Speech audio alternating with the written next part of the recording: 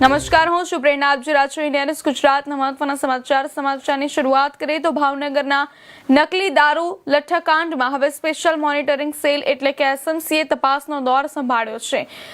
SMC દ્વારા યોજાયેલી press કોન્ફરન્સમાં સમગ્ર મામલે અનેક મહત્વના ખુલાસા કરવામાં આવ્યા છે. એસએમસીના જણાવ્યા મુજબ નકલી દારૂમાં રહેલા મિથેનોલના કારણે આ ગંભીર ઘટના સર્જાઈ હતી.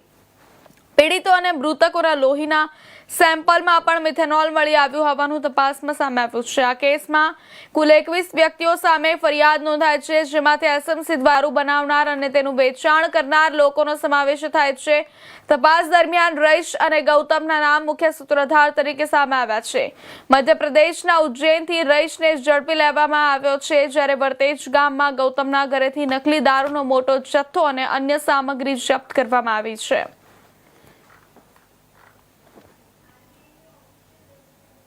પોલીસ સ્ટેશનના થોડા દિવસો પહેલા એક અકસ્માત મોતનો ગુનો દાખલ કરવામાં આવ્યો. આ અકસ્માત મોતના ગુનામાં જે વ્યક્તિ ભોગ બનનાર છે એના સેમ્પલની વિગત જ્યારે એફએસએલ તથા હોસ્પિટલથી લેવામાં આવી ત્યારે એ સેમ્પલમાં મિથેનોલની હાજરી પ્રસ્થાપિત થઈ. મિથેનોલની હાજરી પ્રસ્થાપિત થતા વરતેજ પોલીસ સ્ટેશનના આ એડીના આધારે ગુનો દાખલ કરવાની પ્રક્રિયા ગઈકાલે શરૂ થઈ ગઈ.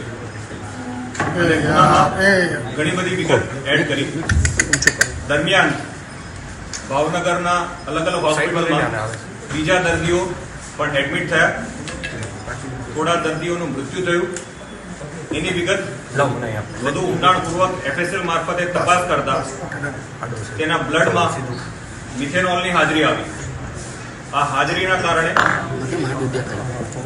પ્રસ્થાપિત થયેલું છે કે અહીંયા ઇથેનોલ સાથે મિથેનોલ ના મિક્સચરથી આ બનાવ બનેલ છે અને ગુનો દાખલ કરવામાં આવેલ હતો. અને ડીજીપી શ્રી જીએસ મલિક સર ના આદેશથી સ્ટેટ મોનિટરિંગ સેલની ટીમો આ બનાવ બનેથી તાત્કાલિક આવી ગઈ અને ડીજીપી સરના આદેશથી આ ગુનાની તપાસ ગઈકાલે સ્ટેટ મોનિટરિંગ સેલના પીઆઈ એસએમ જાડેજા દ્વારા સંભાળી લીધેલ છે.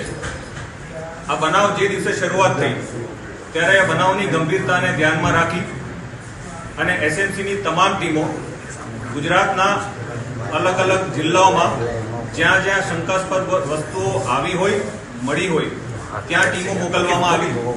ઉપરાંત રાજ્ય બહાર પણ ઇન્ફોર્મેશનના આધારે એસએમસીની ટીમો રવાના થઈ ગઈ અને મધ્યપ્રદેશ, દિલ્હી એ જગ્યાઓ પર જ્યાંથી રો મટીરિયલ આવ્યાની શંકા હતી ત્યાં પણ એસએમસીના અધિકારીઓ ટીમોની તાત્કાલિક રવાના કરવાની સૂચના આપી. રાજ્ય સરકાર અને ગુજરાત પોલીસ દ્વારા આ બનાવની ગંભીરતાને ધ્યાનમાં રાખી તાત્કાલિક ગુનો દાખલ કરવામાં આવ્યો છે. આ ગુનાની અંદર તમામ વિગત આપવામાં આવી છે, જેમાં હાલ 21 લોકો વિરુદ્ધ ગુનો દાખલ થયો છે. ગઈકાલે પીઆઈ એસએમ જાડેજા દ્વારા જ્યારે તપાસ સંભાળી ત્યારે જેટલા આરોપીઓને અથવા જેટલા શંકાસ્પદ લોકોને રાઉન્ડ અપ કર્યા હતા એ લોકોની પૂછતાછ કરતા હાલની સ્થિતિએ સ્ટેટ મોનિટરિંગ સેલ દ્વારા આ તપાસમાં 13 આરોપીઓની ધરપકડ થયેલ છે.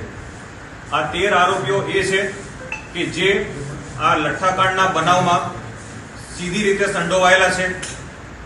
આ આરોપીઓ પૈકી ઘણા આરોપીઓ એવા છે કે જે લોકોએ રો મટીરિયલ અને અમુક વસ્તુ જે દારૂ બનાવવાની હતી તે પ્રોવાઈડ કરવામાં આવી છે, તે મંગાવવામાં આવી છે. ઘણા આરોપીઓ એ છે કે જે લોકોએ આ દારૂ બનાવ્યો છે.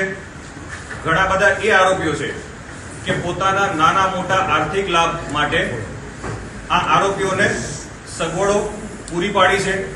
અને ઘણા આરોપીઓ એ છે કે જે આ દારૂ બન્યો એ દારૂ બન્યા બાદ એને ડિસ્ટ્રીબ્યુશન કર્યું છે, એનું વેચાણ કર્યું છે.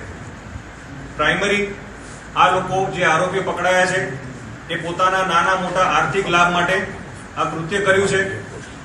ઉપરાંત જે અમારી ટીમો બહાર ગઈ હતી એમાંથી મધ્યપ્રદેશના ઉજ્જૈનથી જે આ બનાવમાં એક મુખ્ય આરોપી કહી શકાય એવા રઈસને ડિટેન કરીને લઈ આવ્યા છે. આ રઈસ છેલ્લા 1.5 મહિનાથી ભાવનગરમાં અને ગુજરાતના અલગ અલગ જગ્યાએ રહી અને કોમ્પ્રોમાઇઝ ક્વોલિટીનો લીકર બનાવતો હોવાની હકીકત અમારા ધ્યાન ઉપર આવી છે.